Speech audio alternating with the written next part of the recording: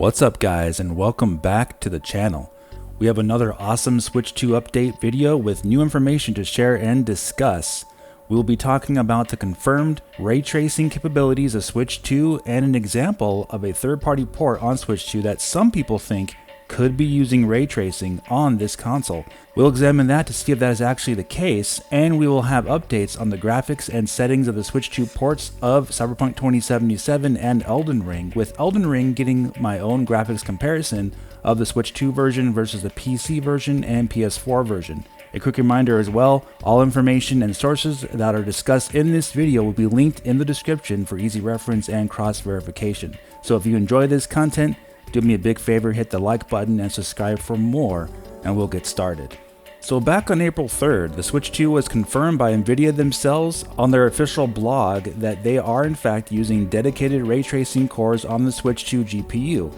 And ever since then, people have been trying to see if any kind of ray tracing was being used in games like Metroid Prime 4 and other third-party games that were revealed at the Switch 2 Direct. Now, during my 3.5-hour Switch 2 live stream on April 5th, we spent over an hour dissecting the treehouse footage of Metroid Prime 4 on Switch 2 in that glorious 4K 60 frames per second, and while I couldn't find any clear examples of ray tracing in terms of reflections, what I did find was some very clever use of lights on walls and on the ground, not from Samus's beam really, but more so how it was designed for the level structures themselves, and some pre-baked reflections like on Samus's visor and likely some cube mat reflections, but nothing truly using ray tracing, which should tell you a little bit about how great the artists at Retro Studios are, since I wouldn't say ray tracing is really needed in Metroid Prime 4 with so many areas that are being handcrafted directly by the dev team. It's not a case where you are in some big open world with a lot of random NPC and car activity like say in Cyberpunk 2077, where things are not really based on scripted events but are trying to mimic real life. So in that game, ray tracing can be used as a blanket solution for the entire world and can actually add more immersion to that kind of world, dealing with a lot of reflections from a city and lights that can feel like it's a big upgrade versus having ray tracing turned off. However, like we said in Metroid Prime 4, since everything in the game is in zones, and it's had a 6-year development time by Retro Studios, this allows each area to be handcrafted with pre-baked lighting and other particle effects, and even maybe some screen space reflections here and there. We don't know for sure, we haven't seen the whole game yet. And since the game is designed with its own design limits in mind, it's unlikely from an artistic point of view that you'll have a far better looking game if Retro Studios did in fact add ray tracing to it. But more so, you'd likely have a very different looking game, since things like ray trace lighting and shadows are trying to emulate real life and how it interacts with the game world. And in my last video, I showed very briefly what Cyberpunk 2077 looks like with all its ray tracing turned off versus how it looks like with full path tracing turned on. And the difference can seem very small when playing in isolation in some areas, especially during the parts of the game where it's very story-centric missions. Those are where the team designed a lot of scripted moments, so it's interesting. But when playing in those parts with path tracing turned on versus ray tracing turned off completely, the change is more so in that the game looks different, likely how the art designers of the game originally intended, since Cyberpunk 2077 originally shipped back on PC in December 2020, and while it did have ray tracing, the ray tracing effects were segmented into separate parts, so basically you could use ray tracing for just shadows or just reflections, for example, and turn everything else off to save GPU performance. It wasn't until 2023 or so that full path tracing was added to the game, which then just makes the entire game fully ray traced, and that is when the actual change of how the game looks then happened with that update. I think people should be viewing path tracing as an enthusiast setting, and I don't expect any Switch 2 game to ever use it unless it's a very basic game, maybe like Minecraft or even Quake 2, but even then that might be a bit much to ask for the Switch 2 to handle. However, during the Switch 2 Direct, there was one game that had some people question if some ray trace reflections were being used, and that game was Hitman World of Assassination. During the trailer, it looked like the reflections used in the Thornbridge Manor area of the game may have been using ray trace reflections for one main reason that I noticed, which is that the reflections don't remain just in screen space. So when you see Agent 47 aim up in slow motion here, all the reflections remain at the bottom of the screen and they never disappear from even outside of screen space, which is the usual behavior of ray trace reflections versus screen space reflections, since that's where they got the name from, screen space, right? So when a game is using screen space reflections, you'll notice that the reflection will sometimes mind you, simply vanish when the center of the camera is moved away from the line of sight. And with the ray trace reflections, the reflections will always remain there. And I can show you a very clear example of this in Cyberpunk 2077. So when I saw this in Hitman World of Assassination, I did question what was going on here, and I looked up what the PS5 and even the PS4 Pro and Xbox One X versions of the game is doing, and it turns out that the 2021 update to Hitman 3, which later then had a name change to World of Assassination, does not, in fact, use ray tracing, but it did add brand new screen space reflections to those versions of the game. So it's safe to assume that Hitman World of Assassination on Switch 2 is using the 2021 console update in terms of advanced screen space reflections, since as of right now, the only version that actually uses ray tracing is the PC version of Hitman World of Assassination, and on top of that, it is a gigantic PC performance killer on the GPUs. It's very, very heavy on your GPU using ray tracing in that game. Now, in regards to screen space reflections remaining on the screen versus disappearing, for a game like Hitman, when you're in these enclosed areas, it's likely a lot easier to make these reflections appear static even when moving outside the range of screen space due to various objects providing cover. So it would be nice to hear what the devs did to make this game, since either way, it's safe to say that the team who made Hitman World of Assassination for consoles did a great job on their screen space reflections technique, because the game heavily uses reflections and they needed something that was going to be possible to run on consoles without using this advanced ray tracing to do it. So the final word here, unless it's confirmed otherwise by the developers, it does look like that Hitman World of Assassination on Switch 2 does not use ray trace reflections, but it very, very likely uses really well designed screen space reflections. So we are still waiting to see that first game on Switch 2 that uses ray tracing, but my guess is that we might see something in a game that uses it with Unreal Engine 5, since Lumen uses its own form of software-based ray tracing and is less GPU demanding. And with Switch 2's ray tracing cores, I'm sure we'll see something for Switch 2 use ray tracing of some sort down the line. But as I've said, RT will probably be used in a very limited scenario on Switch 2, but when it does get used, I'll be sure to cover it and go over it to see exactly what they are doing with the technique in any future Switch 2 games.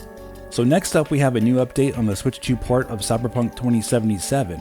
We now have the confirmed option menu and graphics settings for the game running on Switch 2 from YouTube channel Deck Wizard. Now, of course, this is only from the demo build from these preview events, but this might in fact be the final option since it looks very feature complete. So if we take a look here, we can see it has all the interface and accessibility options from the PC version, but for the controls, it has even more in-depth control options for motion controls, and this game is confirmed to also be using mouse mode compatibility, and while it does not show it here being turned on, you do have stuff like the inner and outer dead zones, size options, and gyro aiming mode. Then moving from that to the graphics options, you actually can see here that they have the options on Switch 2 that I personally was hoping for. They have film grain, chromatic aberration, depth of field, lens flare, and motion blur. And for me, I already know exactly what I'll be turning on and off for this game, since I always play with film grain and chromatic aberration turned off, since I want the cleanest looking picture, and those things tend to just muddy things up, but of course if you enjoy those extra effects, they will be there for you to turn on. The rest of the effects like lens flare, depth of field, and motion blur, I always have those turned on, since in my opinion at least, those actually add a more pleasing look to the game. Now for video options, it looks like they got HDR10PQ as the only options, since they just have two toggles, so that's probably a toggle to be on and off. HDR10PQ uses a perceptual quantization curve for luminance, and sCRGB uses a linear scale.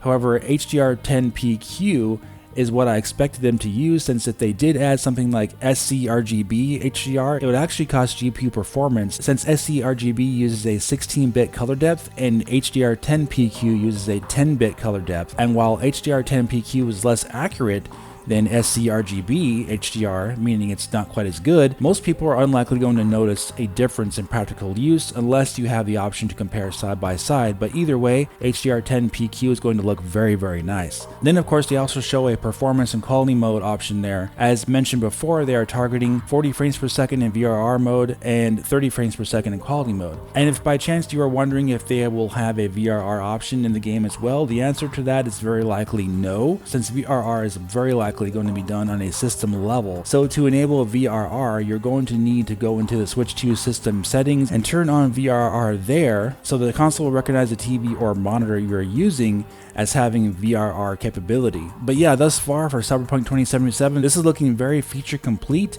with its options, and I'm really happy about what I'm seeing so far. And finally, we have Elden Ring Switch 2 versus the PC versus PS4. So what I've done is a comparison between Elden Ring on the Switch 2 versus the PC version running at 4K native and high settings. I ran some tests against the Digital Foundry PS4 version of Elden Ring versus Switch 2, and funny enough, on PC I can't replicate the settings on PS4. Even on the lowest settings, the draw distance is still actually better on PC for grass and foliage than the PS4 version, which means that From Software actually has lower than low settings for the PS4 version of Elden Ring, whereas for the Switch 2 version of Elden Ring, it seems to be a match for the PC version's high settings, just at a lower rendering resolution. Now for the Switch 2 version in the trailer, they have a different time of day showing here with shadows casting from right to left, and I wasn't able to replicate this exact time of day on PC, so that is why you will see a little bit different look, but the actual geometry and draw distance with grass and bushes appear to be an exact match for the PC version's high setting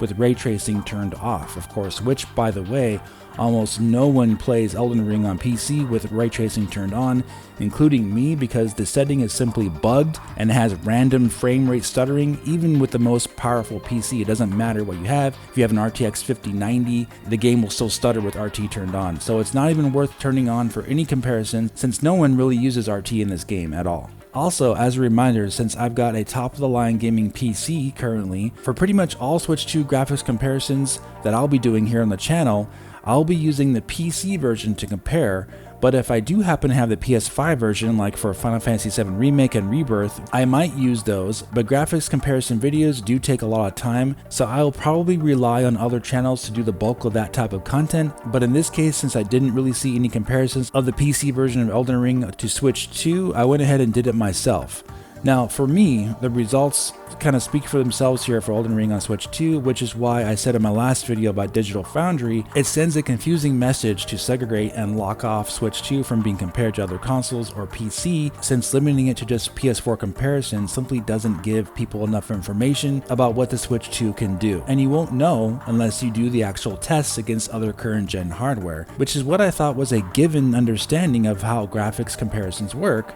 So yeah, good news is though, other YouTube channels will be more than happy to do comparisons to PS5 and PC if channels like Digital Foundry will not. Since it's not 10 years ago anymore when they were one of the only ones doing this type of content, people have plenty of other options these days, but I'm curious to see what you guys think about this comparison in the comment section, so please let me know your thoughts and we can discuss this further there. Alright guys, that's going to do it for this one. If you did enjoy this content, please hit the like button and subscribe for more, and I'll talk to you very soon in the next video. Have a great day.